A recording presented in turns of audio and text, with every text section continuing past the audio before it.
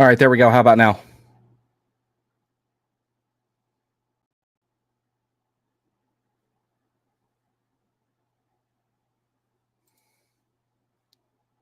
It says it's working. Okay, there we go. All right, I think I'm working now. There we go. Oh, look who's in the comments after they didn't hear everything I started with. Okay, guys.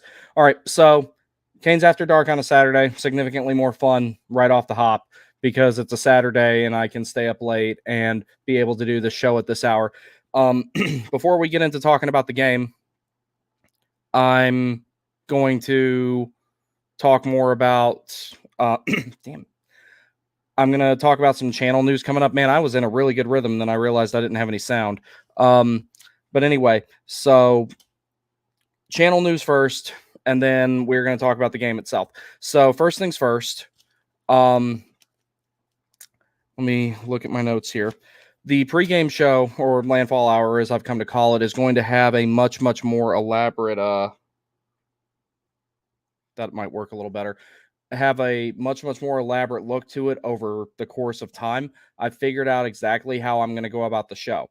So in my notes here, and you'll see some of it tonight, but in the notes that I'm going to start collecting for each game and presenting in the slides and everything like that, it's going to be the Canes and, of course, whatever team they're playing against, the overall record, home or away, depending on what's relevant. So, for example, if the Canes are at home, I'll also have their home record displayed because I feel like that's indicative of a lot of things regarding any particular matchup. The last 10 and what teams they've played over their last 10 games to get an idea of what their strength of schedule has been like. Goal differential overall, goal differential 5-on-5, possession metrics, power play, penalty kill, special teams percentage, face-offs, team shooting percentage, and that will be like the basic stats. There will be stuff in there about a goalie matchup. I didn't have time to put that in tonight. And there will be some NHL edge data, particularly overall team speed, distance skated, and shot maps. And when I get to where it's really, really elaborate, when I get to really break it down the way that I want to, I'm going to have each line for the Hurricanes and for the opposing team as much data as possible based on whatever game day tweets are put out regarding their lines and everything. And you can't really see it here, but there's this table that I have right here. And essentially what it's going for is it's going to have whoever is on the line, it's going to have the goals for and goal against and goal percentage. And then it's going to break down the ratio, the volume, and the frequency of their Corsi, their Fenwick, and their expected goals percentage. The reason being for that is it kind of gives you an idea of what threat each individual line of the opposing team has, or how any particular line or defensive pair can be exploited, and how they match up with the Hurricanes in a relatively detailed but not overly detailed manner. So then another slide that'll start being in here in the future. I didn't get a chance to put it in tonight, but I will talk about it. Winning elements. So basically what that is, I look at every single game as its own individual challenge. So I don't typically do score predictions or standing predictions or anything like that.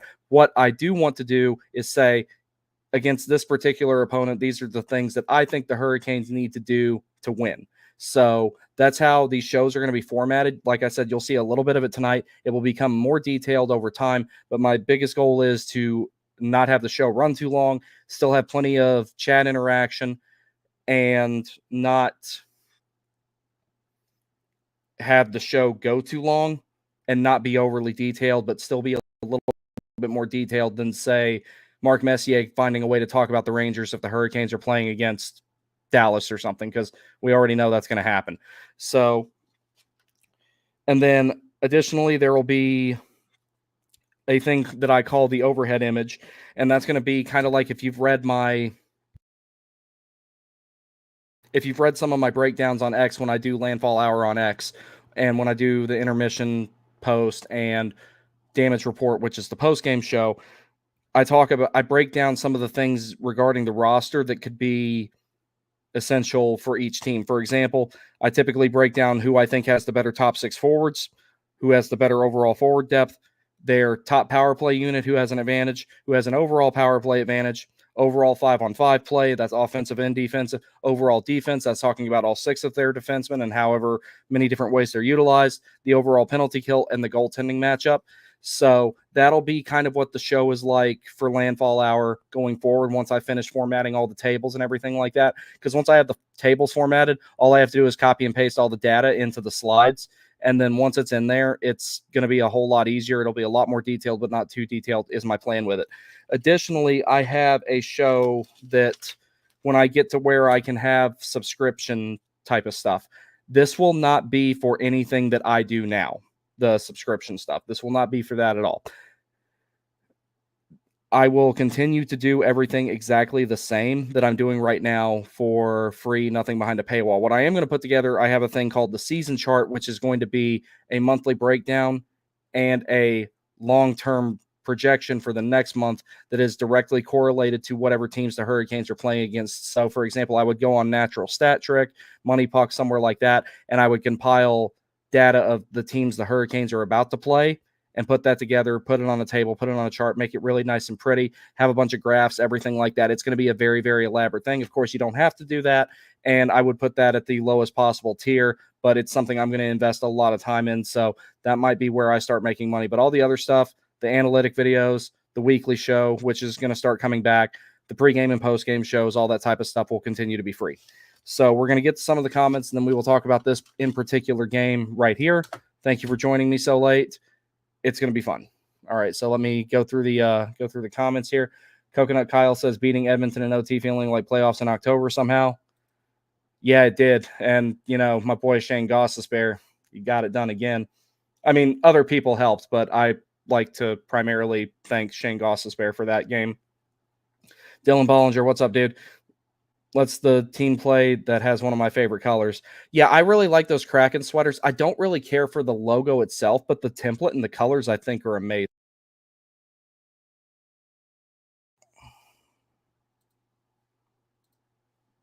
Okay, so we're good on the audio here. I'm paranoid about it right now. Coconut Kyle says muted. Yeah, I was muted. I appreciate you telling me that. I just had to I had to go through that. So you, not you, Coconut Kyle, but you, Philip McRae, I was actually scolding you at the beginning of this show because you got me again. And I already know you were Mike before, weren't you? You're not going to get me a third time. You're going to come up with something elaborate. You ain't going to get me again. Caniac Sessions, what's up, bud? Let's go. Yes, let's have a good night here. Coconut Kyle, no. I like the Space Needle Anchor combo. I think that one looks cool. I kind of wish that was their main logo. I feel the same way about Washington. They had the word mark on the front, and I'm like, I kind of wish they just had the eagle with Capitol Hill inside of it. I thought that one always looked better. And there's it's like, and the Anaheim Ducks ones at first I was kind of like, I don't know about that orange. It's kind of loud, but it grew on me over time. I'm like, all right, that's cool. I can live with that. But yeah, like I think ultimately, as far as uniforms go, the NHL has more cool ones than they do bad ones. So it's like, yeah, Philip McRae, I'm on to you. Next time you do come up with something, I'm going to pronounce it in French, and nobody will know what happened. I hope. You've come up with some pretty creative ones. You got me twice already. I can laugh at myself, though. You do that to a lot of other people. They're like, oh, man, I'm going to go hide under my desk. No, you got me. That's all there is to it. That's all there is to it.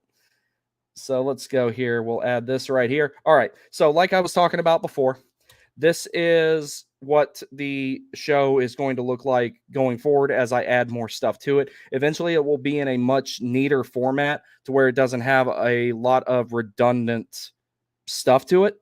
But by the time it's all said and done, the last slide that will have winning elements on it, I'm going to have a goal differential needed estimate. In other words, how many goals I think the Hurricanes would need to win, how many do they need to limit the other team to win. It's going to look a whole lot better going forward. I just didn't get enough time to work on it just yet in the way that I wanted to. But once I do, I feel like that this is going to be a good 30 to 45-minute show every night. And that's just from the presentation alone. That's not including having guests on. That's not including having any chat interaction or anything like that. And one of the things that I'm doing, I don't want to say competing with, but I do want to offer an alternative to the national broadcast pregame shows. So that way us Carolina Hurricanes fans can have something that's a little bit more Hurricane centric, but I also do my best to be impartial and unbiased and everything like that, because I want the team to win. And sometimes that means not agreeing with what the team does or things like that. So in this particular case, I'll walk through this a little bit right here. Now, so for example, full record and where they're at in their division. The reason why I put where they're at in their division is because we can kind of guesstimate the strength of their schedule or how hard of a division that they're in, and ultimately what position they're in their division can kind of be indicative of how good of a team are they, or are they bad? Is this a trap game? All that type of stuff. In the case of the Hurricanes and the Kraken, they are both fourth in their division. The Metropolitan Division, in my opinion, is a little bit harder than the Pacific at the moment. That could change. We're only a few games in, but I would say the Metropolitan Division is probably still the most difficult. The Eastern Conference in general, I think, is more difficult than the West. It's not going to be that way in a couple of years. Thanks to Nashville, the Western Conference arms race has started, and that's only going to benefit the Hurricanes. So so for the records, I put ones that are relevant tonight. So for example, since the Hurricanes are the away team, I put their away record of 3-1-0. Seattle is 2-2-1 at home. And the reason I do that is to give an idea of how good this team is in their own barn, or how good the Hurricanes are doing at the Lenovo Center. So that way you can figure out how beneficial last change would be, even though on most nights that is going to be more beneficial to the Canes. Goals for and goals against overall. So pretty self-explanatory. Goal differential overall. And I also include the 5-on-5 goal differential, because I think that that is the most important thing that you can look into with these, is how well each team does 5-on-5, because 5-on-5 is everyone's main thing to win. And it's what you do on special teams that typically move the needle a little bit to get you to win. And it's not the main thing, but it is normally the icing on the cake. Then the overall team shot percentage. How often do you shoot a puck that goes in the net in all situations for both teams? So in the case of the Canes, they have a 19-15 positive goal differential of 4. The Kraken also have a positive goal differential of 27-24.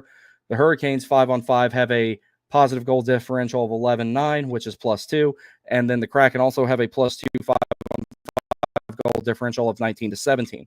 Overall team shooting percentage for the Hurricanes, 4.41. I'm expecting that to go up in the future as the lines get acclimated to each other, if Rod ever finds a combination he wants to keep there. And then also for the Kraken, a little bit higher of a shooting percentage at 5.26. Carolina needs to start bumping theirs up, because teams that win Stanley Cups typically have somewhere around 9.5 to 10. I'm not saying they're going to win a cup this year, but if they want to start taking steps in that direction, then that would be one of the best things they could do. And then I look at possession quality here. Now, the reason that I have them in this order, I think that the order that I have them in here is indicative of the least telling and the most telling. For example, Corsi is shot attempts. It doesn't tell you the quality of the chance. It just tells you we tried to shoot a puck and either it got through, it got on net, it went in the net, or it got blocked. Whereas Fenwick is a little bit more specific in regards to having unblocked shot attempts. So it's the most vague possession metric to the second most vague possession, to a more specific possession metric like Fenwick. And then lastly, my personal favorite possession metric, or the one I think that is the most telling, which is expected goals, which is something the Hurricanes rack up a lot of, but not as much of the goals as we would like for them to see. In the case of possession metrics right here, we have the Hurricanes at 58.72 for Corsi, 58.3 for Fenwick. One of the things I would like to see is the Corsi and the Fenwick be a little bit closer. You're never going to have a higher Fenwick than you're going to have a Corsi, but it would be nice for you to have, the closer they are, the better, because that means your shots are getting through, and it's always better to get shots through than for them to get blocked. Expected goals percentage for the Hurricanes is 56.49. Then you go over to the Kraken and you start seeing where the Hurricanes have a definitive possession advantage here. The Kraken have a 50.82 Corsi 4 percentage, a Fenwick 4 percentage of 51.58, and an expected goals percentage of 50.07. So the Hurricanes do have pretty solid possession advantage here and everything like that. Now, when I talk about special teams net, I don't look at special teams anymore as a power play and penalty kill separately. When you look at just penalty kill, you look at a percentage on a scale of 0 to 100. Same thing with the power play. You look at a scale of 0 to 100. When I look at special teams, I'm looking at a scale of 0 to 200, dividing it and getting an average. So this is a combined special teams net for both of these teams. So in the case of the Hurricanes, they have a 56.35, which is really good. Anything above 50 in that regard is good, but the closer you get to 60, even better. And then the special teams net for the Kraken, they're actually negative in this regard at 46.2. So we're going to break down the special team stuff right now. The Hurricanes, the power play has been a strength for the Hurricanes out of the gate. I'm not going to contribute that 100% to Shane Gostisbehere, but he's definitely in high double digits, and that being a factor. Power play 1 is one of the best functioning things the team has right now, other than the 5-on-5 defense or the 5-on-5 team defense. The Ghost and Walker pair has been really solid. Especially those two just seem to have natural chemistry with each other. I never want that pair to be broken up. Not right now, not the way it's going. So the Hurricanes are 6th in the league with a 29.4 power play percentage, and the Kraken are 21st in the league with 17.4. The penalty kill percentage for the Hurricanes is 83.3. I'm expecting that to go up over the course of the next few games. It had kind of a rough start, but special teams, in my opinion, it's not until about the 10 or 12 game mark you start getting a sample size where the numbers start to steady a little bit, and then you start seeing small gains or small losses with them. But it's trending in the right direction right now. It was a very essential part to beating Edmonton, and it was important to make sure that the game between Carolina and Calgary never got close. Face-off percentage, 51.2 for Carolina, 48.8 for the Kraken. The Hurricanes are 11th in the league. The Kraken are 21st in the league. So Carolina was looking kind of rough on face-offs from the beginning. They're looking a little bit better now. So good sign there. And as possession heavy as Carolina is, them having the first touch every single time between whistles, or as often as possible, as I should say, really, really important. So goals for per game, Carolina 3.17, Kraken 3.25, goals against per game, Carolina 2.50, and for the Kraken 3.0. So low event games, favorable to the Hurricanes as normal. So this is going to be another one of those times where I would estimate if you hold the Kraken to 2 goals or less, you will win. Carolina, on the other hand, probably needs 2+ to win. And like I said, as I start to build a little bit more elaborate of a show here, you'll start seeing what I'm talking about with much more visual demonstration and everything like that.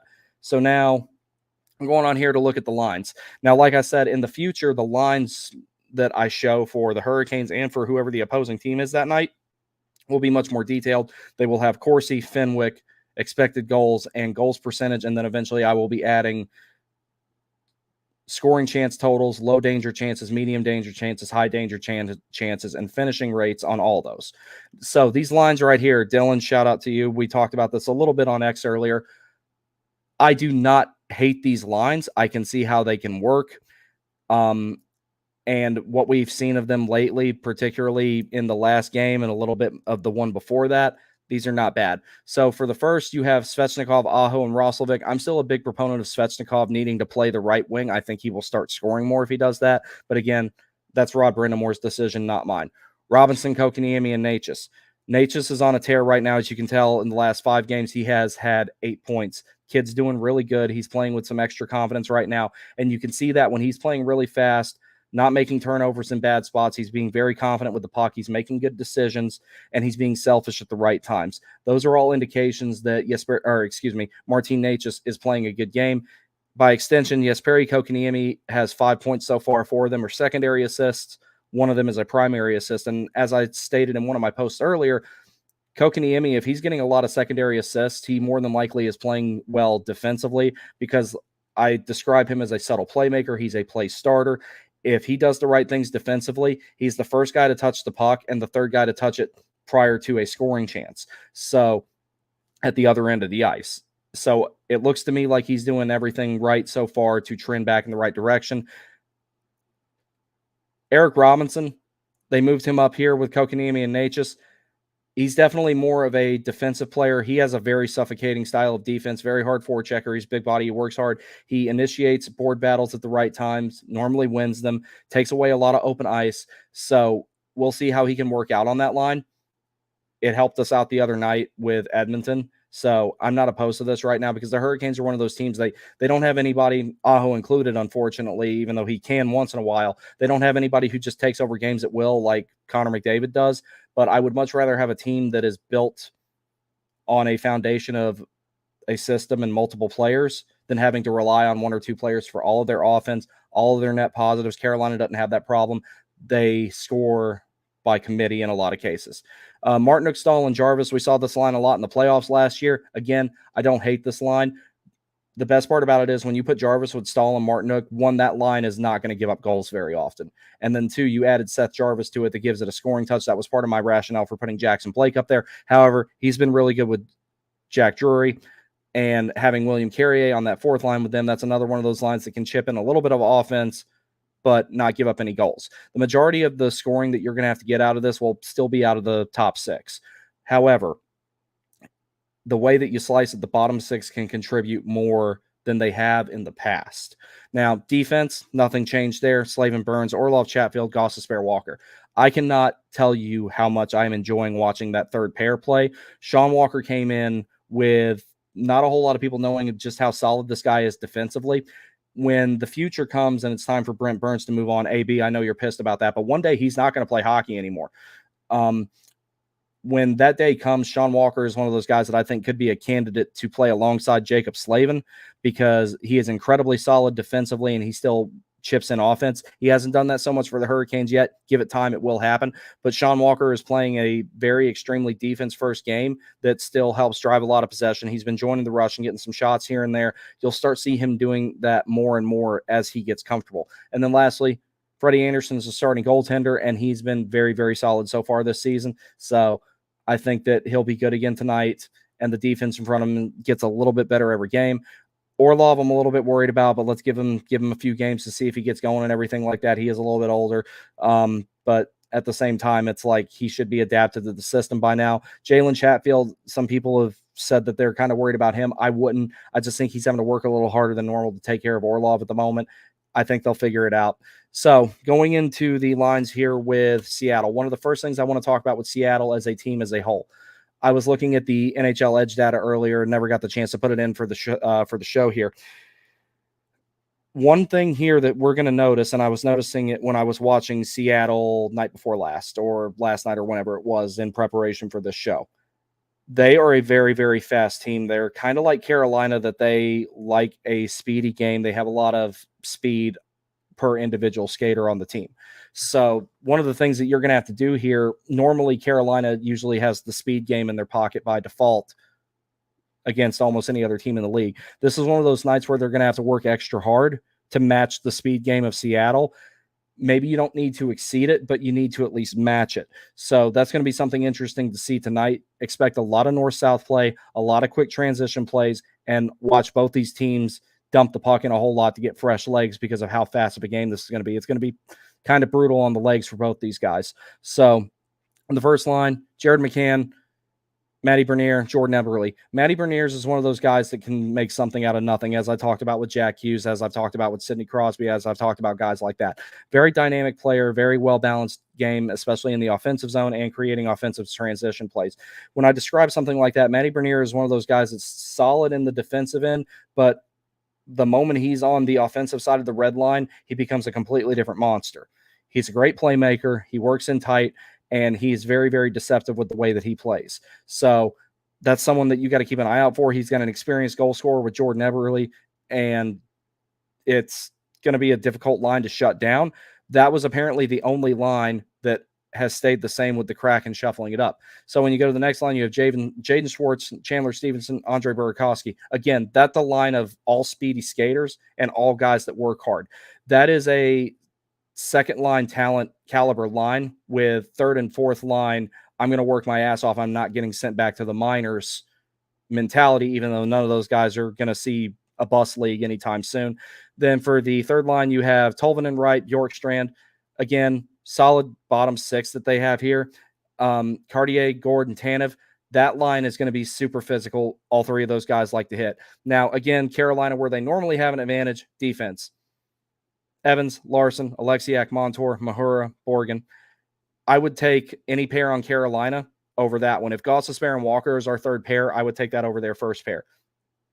This is where Carolina can really, really win this game and put it away early, is having better defense. So we're going to get to some of the comments here in just 1 second, but what we will do, we'll talk about leading scores over the last five games. Martin Necas, as I stated before, 8 points in his last 5 games. He's playing incredibly well right now. If he stays at this pace, he's going to eclipse 70 points easily, much to the dismay of certain people who have no idea what they're talking about on X. Jared McCann also playing really well, capitalizing on the fact that he has Matty Bernier and Jordan Eberle with him. I'm not calling him a merchant. He's a good player, but he's got really, really good line mates. Even if you shut down the top six tonight, the bottom six for Seattle is going to be up in your face a whole lot. The defense is going to be really busy regardless of who they're matched up with. In the last 5 games, both of these teams have players who've scored 4 goals. In the case of the Hurricanes, they have Shane Gostisbehere, Jordan Eberle, again, highlighting that top line for the Seattle Kraken, also has 4 goals in his last 5 games. And then as far as assists go, Sebastian Aho has 5 assists in his last 5 games, Jared McCann with 6. So you'll see a recurring theme there. I wish I had had time to put all the lines in here that I wanted to. You'll see a recurring theme here. Seattle does get a ton of scoring from that top line. If you shut that top line down, likeliness is you win the game. That being said, you still got 9 other forwards that are going to make it incredibly difficult. So if the Hurricanes really want to win this one, exploit the fact that Seattle's defense is not remotely as good as Carolina's. This is one of those nights where I know I usually say Carolina's blue line has the advantage. Tonight, they have a very definitive advantage, especially considering Vince Dunn's not there. So give me 1 second, guys.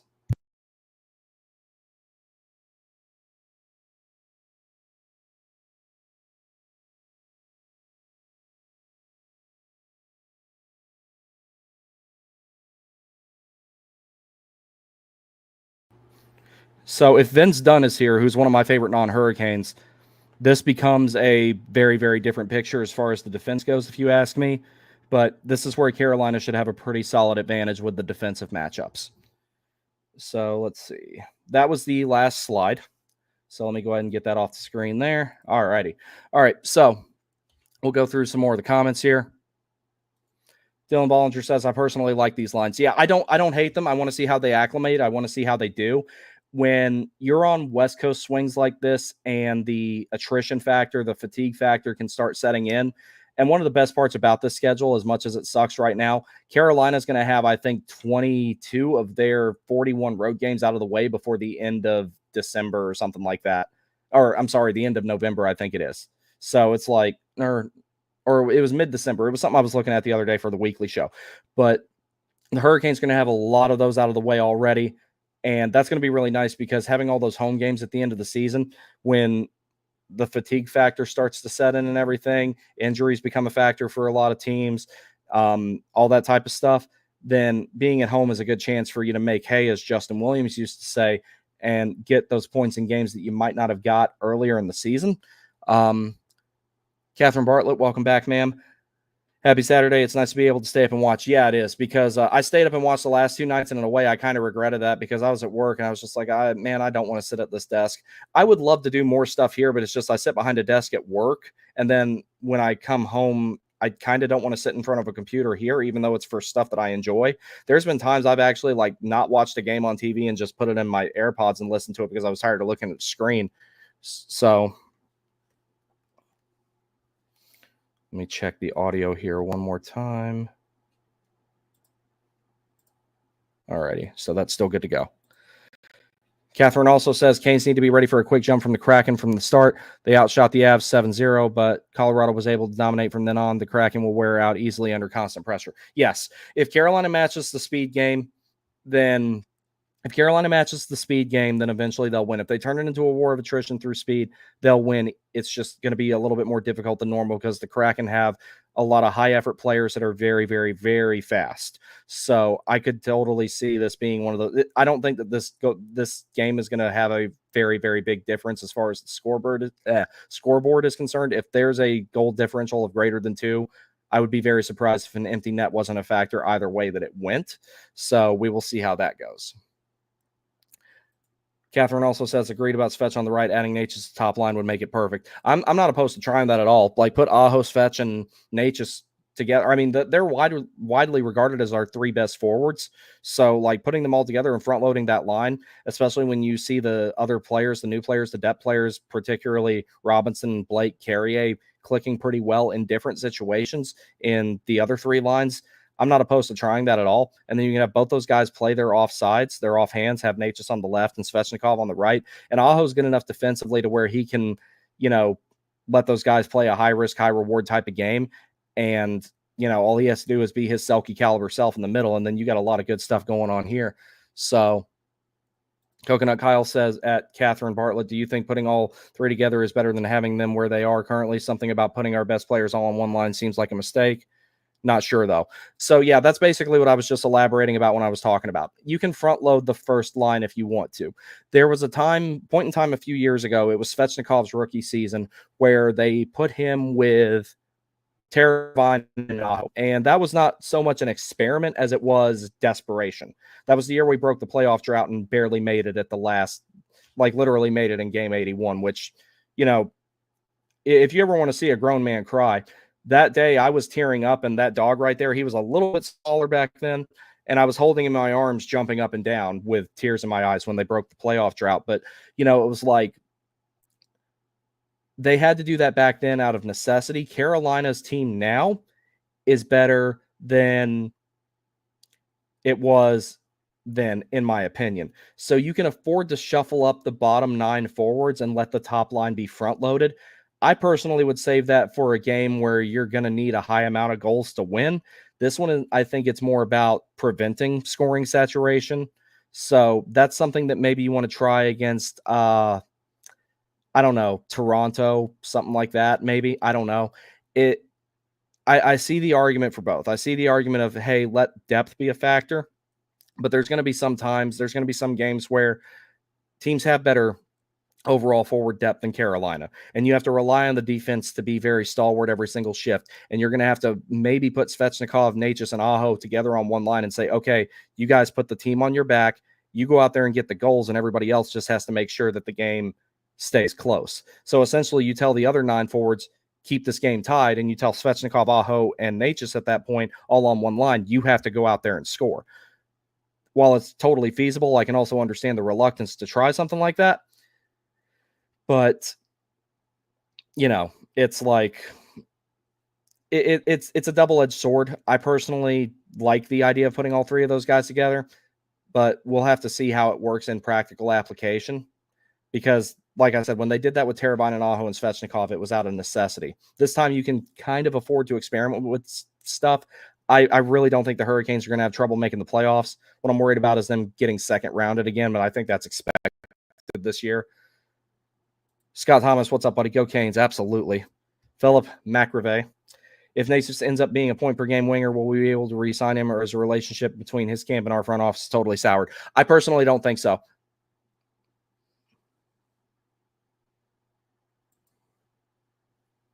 Okay, did you guys... I cut out for a second. You guys still with me here?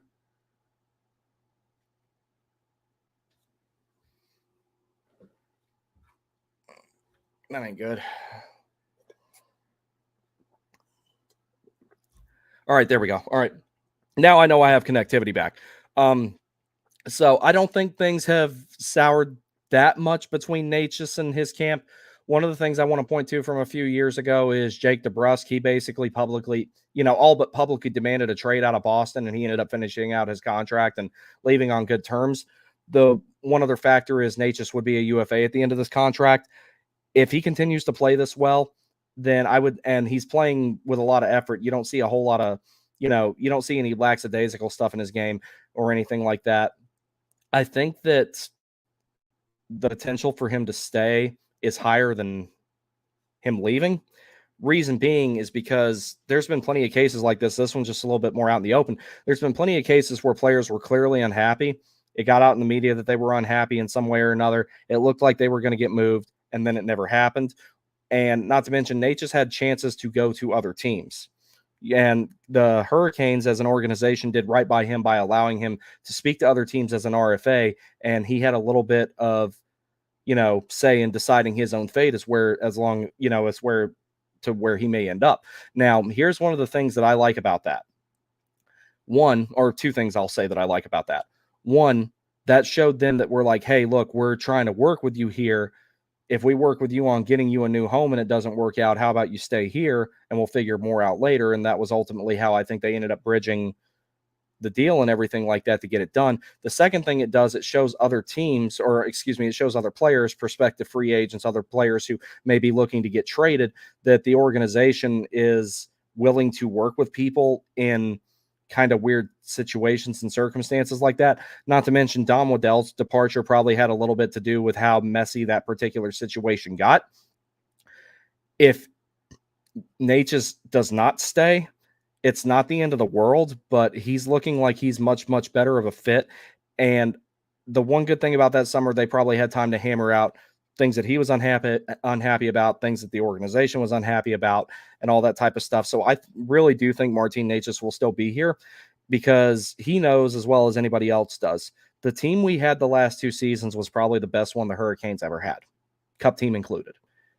It will not be remotely as good as the one that we're going to have 2 to 3 seasons from now. The one that we're going to have 2 to 3 seasons from now, when Jesperi Kotkaniemi is playing the role he needs to be playing as a third-line center, Felix Unger-Sorm, if he works out as a second-line center, all the better, because then we don't have to go out and get one. We already drafted one. We just didn't know it yet. And then you have Jordan Stahl or Jack Drury, or, even if you have to go out and get a different one, you have a fourth-line center there. The center depth is good to go. Then you look at the wings. Okay, so you would have Martin Natchez. You would have Bradley Nadeau at some point or another when he works out. Potentially Gleb Trikazov. There's all kinds of stuff here. And then the defense is going to be even better because you'll have Scott Morrow and Alexander Nikishin here next season. And Natchez knows he's going to be on a team that has a lot of potential to win more than one cup. For example, me going out on a limb here, and a fat motherfucker like me probably shouldn't go out on a limb, but let's say Carolina does get some bracket luck this year and does get into the Stanley Cup Finals, whether they win it or not. Or let's just say the team actually puts it all together and gets to the end regardless of brackets, and they finally find a way to beat Igor Shesterkin or Andrei Vasilevsky in the playoffs. If that does happen, okay, Roslovic leaves. Okay, no harm. You just got a Stanley Cup and you already have 2-3 people in the pipeline who could replace him. Or you just won a Stanley Cup and you have a lot of money coming off the books with Burns and with Orlov. And then Nikolai Ehlers is like, oh, I want to win a cup. I'm going to go there because I already know that I'm a perfect fit. Jarvis is already signed. Aho's already signed. Svechnikov is already signed. Kotkaniemi, whether you like him or hate him, he's already signed. Aho, or I already said Aho. Slavin. You've got your core locked up for the foreseeable future, and core pieces that are going to be core pieces going into the future, i.e. Nikishin and Morrow, are going to be on ELCs next year. Now, don't worry. They're both going to get the bag, especially Nikishin. After one season, they're going to go ahead and lock him up because his ELC can only be 2 years, I believe. But it will be a top free agent destination, whether you're looking for somebody just to round out the bottom 6 or whether you're looking for someone who can go in and really drag the team across the finish line. Because I am dying to see Nikolai Ehlers play with Sebastian Aho and Seth Jarvis. I really want to see that. So that's just an example of why I think Natchez would be like, okay, I have a chance to win here. And you ultimately make, when you're accounting for the income tax difference and cost of living and all that type of stuff, you can turn a pretty decent profit playing in Carolina that you can't turn on in a lot of other markets. So we'll see what he does in that regard. If he did leave, it wouldn't be the end of the world, but I really think that now they do view him as a core piece, and that's why they work so hard to work out this deal with him. And right now, he's playing in a manner that will get him a big contract with a big dollar amount that he wants. If he continues to play like this, 8x8 him at the end of the season and don't think twice about it, because you already know that the money from Orlov and Burns is coming off the books. And then you have a couple of years to figure out Nikishin, Morrow, Nadeau, Felix Unger-Sorm, whoever comes up. And you're talking about a 3-4 year time frame there. So if the cap goes up $4 million a season over the course of those, let's say 4 seasons, that's $16 million right there to get all those guys signed. Everything will be fine. Carolina has played their cards right. They picked the perfect time to not pay $7 million for Brady Shea, 6.1 or whatever it was for Brett Pesce, and they replaced them with, in my opinion, better players for a lot less money and a lot less risky term. So that's just my opinion on that particular matter. Right now, out of all the core players, I don't see anybody leaving. I really don't. I'm really excited, not so much this season, but I'm excited about this team going forward. I am really excited to see when this team essentially has, you're talking about in a couple of years from now, you're talking about the entire team nearly being homegrown, drafted, and developed players. Out of the forwards, you're looking at 9 of them being homegrown and drafted, developed players. Your entire, or let's see, 3 of your 6 defensemen will be drafted and developed. And that's Nikishin, Morrow, and Slavin. Chatfield, you might as well say he was homegrown because his NHL career really, really took off here. We might as well have drafted him and developed him ourselves the way that he turned out. Sean Walker, you got him early on in his career. Shane Gostisbehere, y'all already know what I think of Gostisbehere. So I'm not really going to elaborate on that any further. Where we still have a question mark right now is between the pipes. If we did have to trade Natchez, and if we thought that Kochekov wasn't going to work out, that would be the one time I would be like, okay, we actually need to move Natchez because we have a greater need between the pipes, because we have plenty of people coming up who can, replace the loss, the scoring that we would lose if Natchez did leave the team or was traded or something like that. If you have to do something like that in trade, I would like a goalie if we need one. We have time to figure out what we've got with Kochekov. But right now, it looks like they're going for a 50-50 split with the net. Now, that actually brings me to my last point, and I'm going to go ahead and shut the show down from there, unless anybody else has any more comments, questions, anything else that they want to add. Kochekov and Anderson. Part of the reason that they're having this really regimented rotation they're having, the schedule this year is kind of different. It's a lot more consolidated. It's a lot more condensed. Reason being is because they're basically taking whatever it is, 12 days off for the Four Nations face-off. The Hurricanes have 16 back-to-backs. Oh, it's 15 now because the game in Tampa was postponed. But both of those guys are going to see a lot of action, and every team's having to do that. The Hurricanes got kind of screwed in the whole back-to-back thing because they've got more of them than any other team. But the thing about it is this was going to be one of those seasons, regardless of the circumstances, both goalies were going to get used a relatively even amount. So you were going to see this type of rotation that was very scheduled, very regimented, very predetermined, kind of from the get-go. So I understand where Rod was coming from, where he was just like, I'm just not going to tell the media anymore who's starting. You can kind of guess they're alternate every other game because of the way that the schedule is. So let's see. We got one more comment here from Coconut Kyle. He says, watched us build up 2002 and 2006. Watched the desert after that. That was after 2006. This is a good hockey team. My friend, this is a great hockey team. I have waited for years. So it's like one of the things that I tell people when Rob Talks Hockey, for example. I don't know if you've ever seen his channel. I actually normally like his stuff. There was one thing he said on one of his videos that kind of pissed me off, and I had just started YouTube. But I understand why I took the time to think about it. And I'm like, okay, I understand why somebody would view something like this way, because he's from Vancouver. He's a Canucks fan. I can understand how somebody in another market might understand or see it this way. He was talking about attendance one time, and he was saying that the Hurricanes having attendance is completely reliant on if the team is doing good or not. Someone who's an outsider, I can kind of understand why they would have that opinion. But me being someone, and you as well, who follows this team closely and followed it during the dark times, and I can tell you who Ryan Murphy, Joachim Nordstrom, Chris Versteeg, the list goes on. I can tell you who all of those guys were. Jay McClement, for example. It wasn't a fact that the Hurricanes were losing games and never winning, never making the playoffs, never sucking enough to get a really, really high draft pick, get a first overall pick or anything like that. But they were kind of in that no man's land place. That's kind of why I feel bad for the Ottawa Senators. I feel like that's where they're at. It was more so the fact that we saw things never getting – it looked like things were never going to get any better. We go from a Stanley Cup winning team to a team that goes to the conference finals.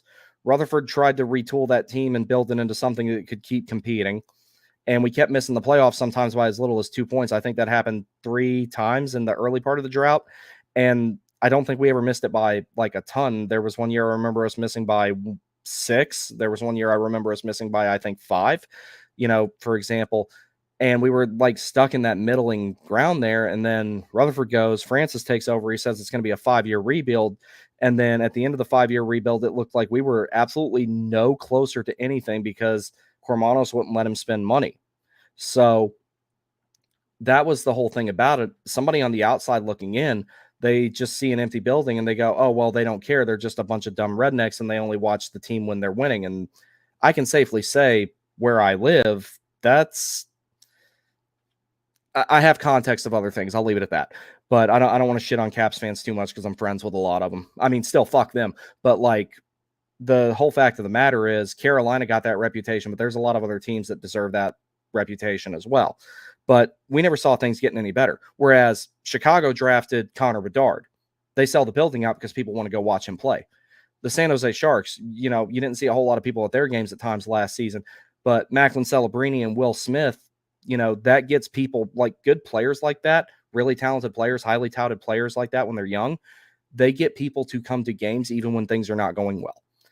Carolina didn't really have anybody that had that sort of factor, that X factor to get people excited and make them think the future is bright, because we'd heard for years, oh, they're going to turn it around. They're going to make the playoffs this year. The future is bright. The future is bright. The future is bright. And the brightness was the freight train that kept running over the Hurricanes 2 weeks before they, the season was over, when they would be mathematically eliminated. So that's why when, for example, I didn't think much of Sebastian Aho at first. I was like, this is just another guy that's going to end up being a second line scoring winger that never turns into anything with us, and then we trade him and he goes on a tear somewhere else. And he ended up being basically our franchise player now, because I just never saw things getting any better. It didn't look like the team was taking that direction. It basically looked like we were just, helping Chicago stay under the salary cap habitually, and nothing was ever going to come of it. But then, we as fans, we started having notoriety for someone like Jacob Slavin. He doesn't put up a ton of points, but he's the best shutdown defenseman in the league, and there's data to back that up. I don't care what people say about Gustav Forsling. It's the fact that we started having things to be excited about. We started seeing players that were fitting in ways like, okay, we can turn stuff around. You get Bill Peters out of Dodge, and then you bring in Rod Brindamore. Okay, you can have some criticisms of him and everything, but if he does not coach this team, it probably is not in Raleigh right now. Dundon probably doesn't make what he saw as a worthwhile investment when he did purchase enough of the team to take over and start making decisions with it and everything like that. So he came in there, he changed the culture. The goal was too small. The goal was make the playoffs, and Brindamore said, no, the goal is to win the cup. We'll have to take steps to get there, but we're going to change our mindset about this. We're going to change our attitude and change our culture. And he instituted a winning culture into the team. They worked their ass off, and they got us to where we are now. So that was the whole thing with it. So now we're top free agent destination. We draft really, really, really well. We're really good at developing players. We're really good at making sure that the development doesn't get in the way of the natural players. So, and they're good at making sure that the prospect pool stays stocked. They're not just trading anything and everything away to have a shot every single year. Is that a little bit frustrating at times? Yes.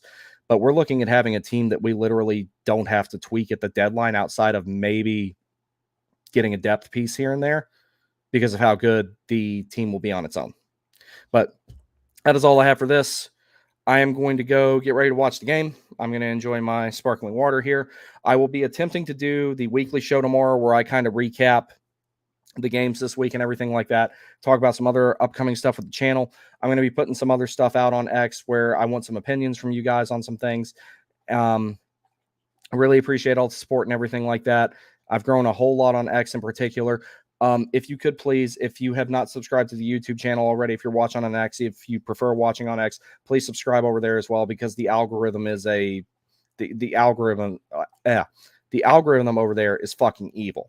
Like, I barely get noticed over there, and I grow like a weed on X. So, guys, thank you very much. I will do intermission reports during the game. Thank you very much. Whole lot of fun. I'll see you next time.